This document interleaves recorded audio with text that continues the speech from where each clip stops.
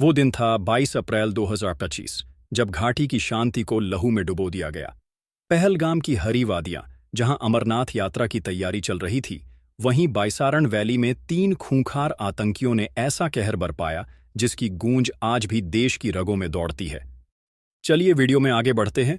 अब जरा सोचो, क्या उन जवानों के लिए एक सब्सक्राइब भी नहीं कर सकते, जिन्होंने हमारे लिए अपनी जान तक कुर्बान कर दी? हर बार बॉर्डर पर खड़ा एक सिपाही ये नहीं पूछता कि आप कौन हैं, बस अपनी जान दांव पर लगाता है ताकि आप चैन से सो सकें। तो आज अगर दिल में जरा भी देशभक्ति है तो इस चैनल को सब्सक्राइब करो, क्योंकि ये सिर्फ एक बटन नहीं, भारतीय सेना को दी गई आपकी सलामी है। AK-47 और M4 कार्बाइन से लैस इन आतंकी दरिंदों ने 26 बेगुनाहों को मौत के घाट उतार दिया, जिनमें अधिकतर हिंदू पर्यटक थे।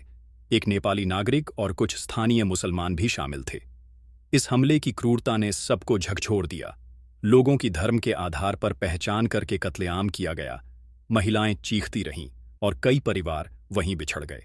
सोशल मीडिया पर वायरल हुआ एक वीडियो जिसमें एक घायल पर्यटक जमीन पर पड़े हुए कराह रहा था, उसके आसपास गोलियों की गूंज और चीखों की आवाज। ये दृश्य आज भी देश को भीतर से हिला देता है।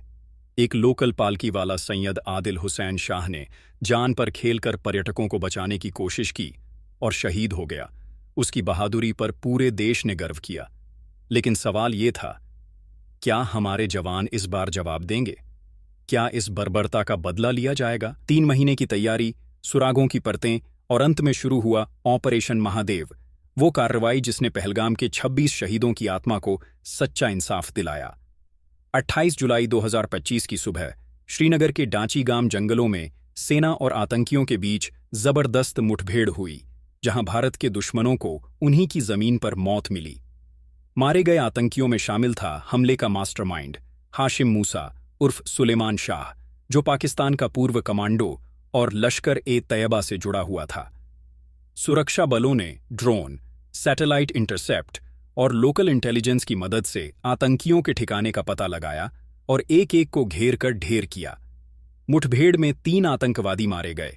भारी मात्रा में हथियार, ग्रेनेड और पाकिस्तानी दस्तावेज बरामद हुए।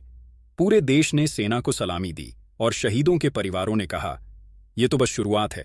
असली जवाब तब होगा जब पाकिस्तान अपनी सरजमीन पर पल रहे आतंक के बीजों को खुद उखाड़ फेंकेगा।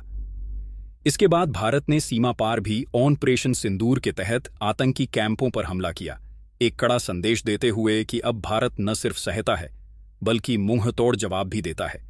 पहलगाम से लेकर संसद तक शहीदों की आत्मा और पूरे देश की चेतना ने एक स्वर में कहा, अब हर कतरा लहू का हिसाब होगा और आतंक की जुबान अब सिर्फ गोली समझेगी।